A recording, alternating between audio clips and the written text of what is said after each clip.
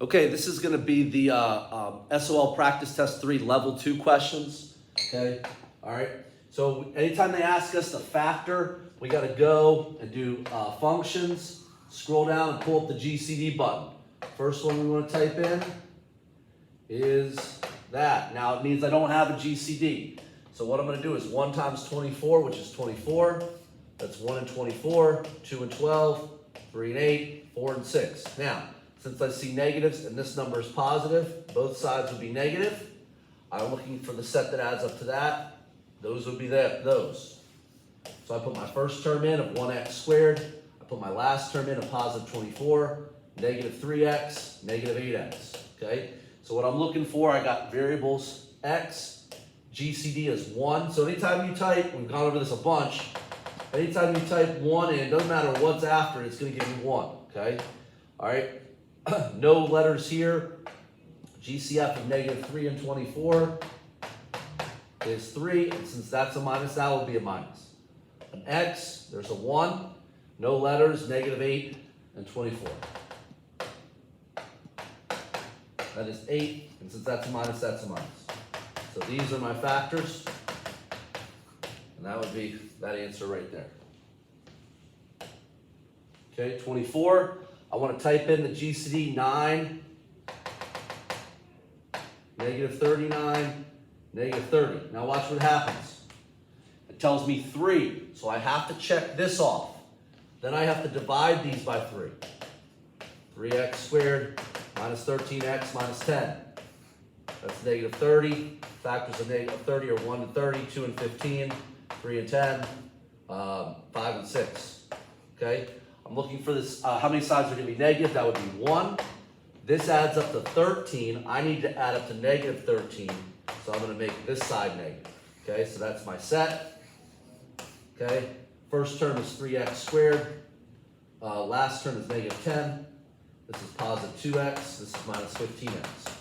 Okay, this has an x, GCD of 3 and negative 15 is 3. No x there. GCF of 2 and that would be 2 with the plus. That's an x. A GCD of 3 and 2 will be 1. Okay. GCD of negative 15 and negative 10. Oops, forgot my comma in there. That is 5 minus minus. So my factors are 3x plus 2, 1x minus 5. Okay. 3x minus 2. I bet you if I scroll down, I'll find 1x. Yep, x minus 5 right here. Okay. 25. Check for the GCD. 1, negative 2, negative 15. That's 1. So 1 times negative 15 would be negative 15. 1 and 15, 3 and 5. How many sides would be negative? 1. This adds up to 2. I need to add up to negative 2. So flip those. 1x squared minus 15, positive 3x minus 5x. Okay? All right? This is an x. There's a 1. 3 and negative 15.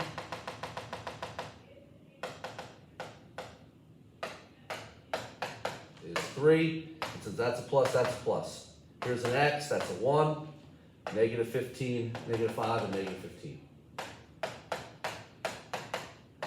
5, and that's a minus, okay? So my factors are 1x plus 3, 1x minus 5. The best choice there is that one. Make sure I've done all these, 24, 23. Okay, we have 26. Okay, 26, okay, all right. Which one of these is a binomial factor? Okay, once again, okay, I type in 2, I type in 1, I type in negative 1. Okay, that's 1. So 2 times negative 1 would be negative 2. Okay, one side would be negative. That adds up to 1. So that's good. I don't need to change that there. I got 2x squared minus 1x plus 2x minus 1. There's an x. They both obviously have a 2. There's a 1 and a minus. There's an x with a 1. All right, this should just be a 1. So I got 2x minus 1, 1x plus 1. 2x minus 1 would be the answer. Okay, 27, okay. All right, want to break that down. 845 divided by 2, no good. Divided by 3, no good. Divided by 5, there we go, 5, 169, okay. All right, 169 divided by 2, no good. 3, no good. 5, no good. 7, 11, 13. As you can see, that's 13 and 13, so that's the primes. Cross that out, there's my pair. So 13 on the outside, but I didn't cross off there on the inside, okay? All right, now this one's a little tricky. This one's saying, what value could you put in here to get 5 cubed root of 7? Now, we can do this a couple of different ways, okay? One way that you could do it, okay, you could see what 5 functions cube root 3, 7, okay? That gives me that. And so what I could do is I could just put the function and then just type these different numbers in. All right, well, it's not 35. It's not 245. It's 875, okay? The other thing you could do is break this down, okay? So like 875 divided by 2, no. Divided by 3, no. Divided by 5, yes. 5, 175. This would be 5 and 35, 5 and 7. Here's my pair. That would be on the outside, that's left over. So either way, it's fine. 29, I got 180, that's 2 and 90, 2 and 45, 3 and 15, 3 and 5. Okay, here's a pair, here's a pair. I have 1 from each, 2 times 3. What do I have left over? 5, so it's 6 square root of 5. Now, if I'm being a good test taker, these can't be that. Now, what I want to do, okay, I can't really read those. Let me see if I can pull up my device. I have a hard time reading those exponents on this. I think that's a 9. Okay, I want to divide 9 by 2. I'll confirm in a second. What I want to do is 9 divided by 2 is 4.5. Okay, all right. Okay, so what does that mean? That means that I have an exponent of 4 outside, and then since that's a decimal, I got an exponent of 1 inside, okay? Now, I'm automatically gonna have this as my answer. Let me pull up question number 29 so I can see it properly. Okay, just so I can see what the y value is there.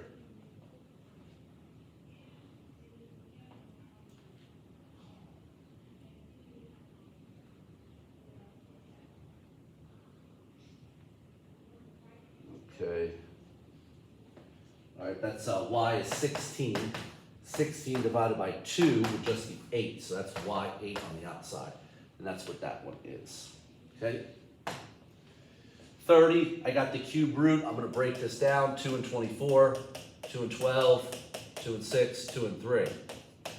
Cross off the double branches. Since it is a cube root, I'm circling 3 items. I'm allowed to take 1 out of that. What did I not circle and cross off? The 2 and the 3. Which gives me 2 cube root of 6, which would be A. Okay? 31. What is the apparent slope? Gotta get this. Slope's positive, slope's negative. This is slope negative. Those can't be the answers. A couple different ways to do this. Negative 2 over 5. That means the bottom number is right or left. Second number is up or down. Sorry, top number, okay? So if I go 5 right, 2 down, or 5 and 2, okay? All right, it has to be this, okay? All right. All right, so that's that one. 32. What I have to do is I have to divide this by 3. So that's going to be y equals 4/3 x plus 5/3. The 4/3, the number in front of x is the slope. Okay, 33. All right, which graph amount of popcorn must be sold, okay? Now, you can do this a number of different ways, okay? If you want to look at the pattern, you can do it that way. You can also make the table, okay? All right, where this is the X and that's the Y, so that's 20 and 10. Okay, that's 40 and 20. I think you can probably see the pattern already. 60 and 30, 80 and 40, okay, 100 and 50, 120 and 60, okay? All right, where's profit? Profit $200. So that's Y equals 200. Now, if you notice, this is the shape of a line. So I would do my line formula.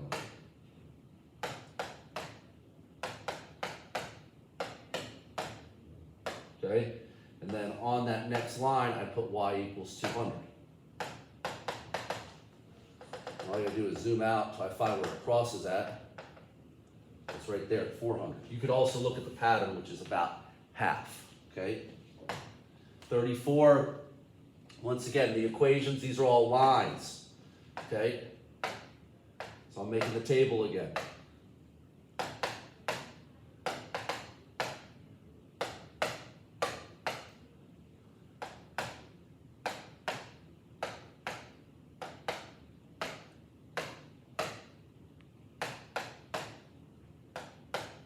Bx1 plus c.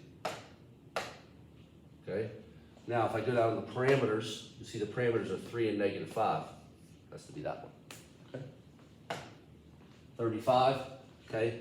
All right? Another line of best fit. Okay? All right? So I'm going to load the table here.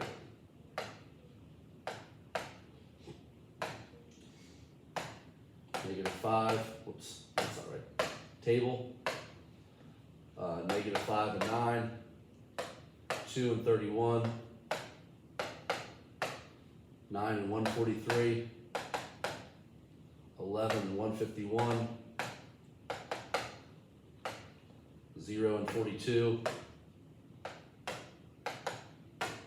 5 and 97. Since they have told me line of best fit, okay, Y1, curvy thing, BX1, plus C. Okay, now the input, well, input is going to be the X. So on that third line, I want to put X equals 13 in there.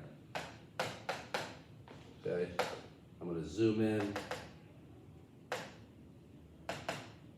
Okay, 170, that's going to be the closest one.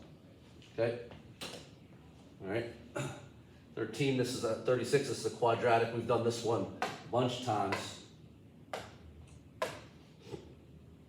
Okay, table 0, 200, 0.5, 195, 1, 185, 1.5, 165, 2, 135, 2.5, 100.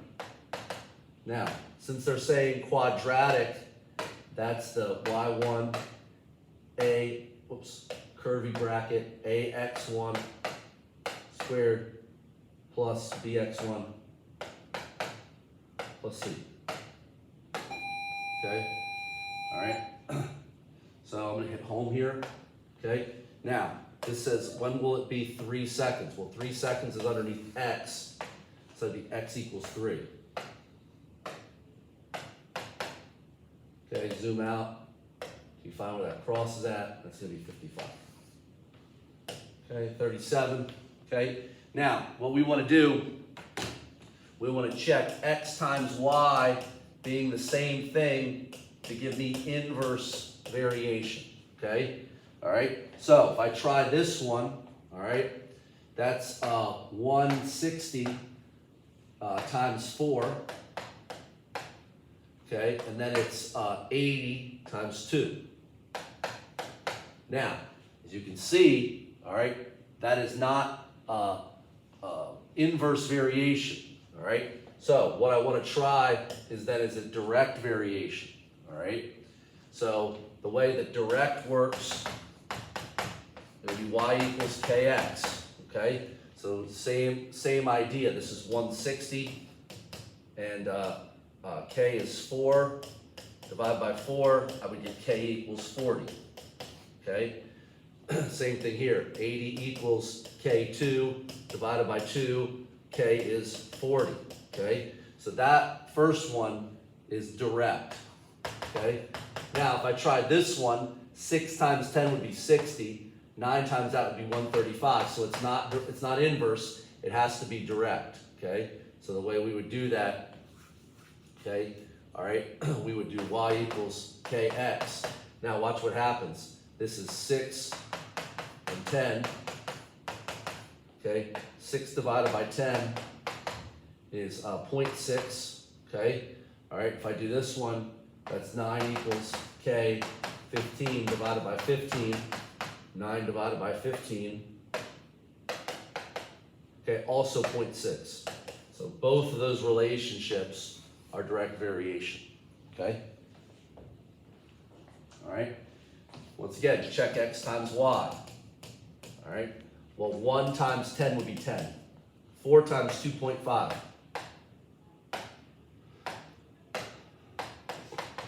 That is 10. So that's going to be inverse variation. That's going to be inverse variation. So this can't be it. This can't be it. This has to be the equation with the 10 being at the end. Okay? 39. All right? Once again, these dots. Okay? First dot, center dot. That's 3, 4. So 1, 2, 3, 1, 2, 3, 4. Make sure you put both. Okay? Keep this going. 1, 2, 3, 1, 2, 3, and 4. Okay? So put all those in there. You should be okay. That's 38, 39, 40. Okay? Gas pressure varies directly. So that would be this, whatever's first. Gas, okay? Temperature is second. Okay? So it says that the pressure is 150 when the temperature is 50. Okay? So divide by 50. K is 3. Rewrite this, 3x. Put the G and the T over it so you know what you're doing there. Then it says, what is the pressure when the temperature is 75?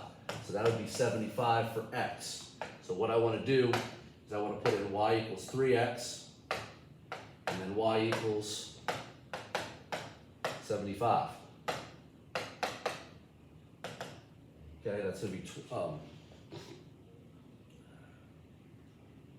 why isn't that right? There's directly temperature, okay.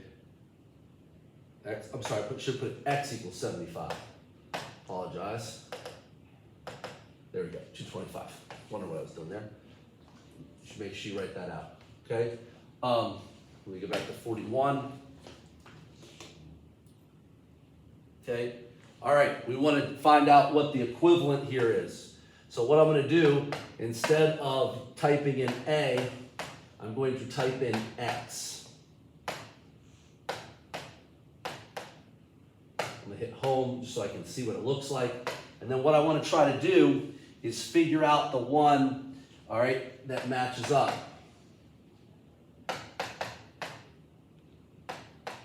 Okay, does everybody see how I have two shapes there? So obviously that one is not the answer, okay? All right.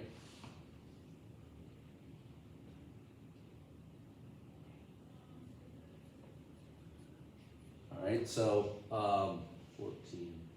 So let's try the next one, which is just taking that and making that negative. Now if you see, that goes over top of it. That's why that one is the answer. All right, 42, find the equivalent to this. It's the same thing. I got 2x squared, parentheses, x squared, minus 3x plus 5, okay? And then what I do is I type in these next ones. Well, obviously that's not the right shape, okay? All right, 2x, exponent 4, click over, minus 6x, exponent 3, click over, okay, plus 10x squared.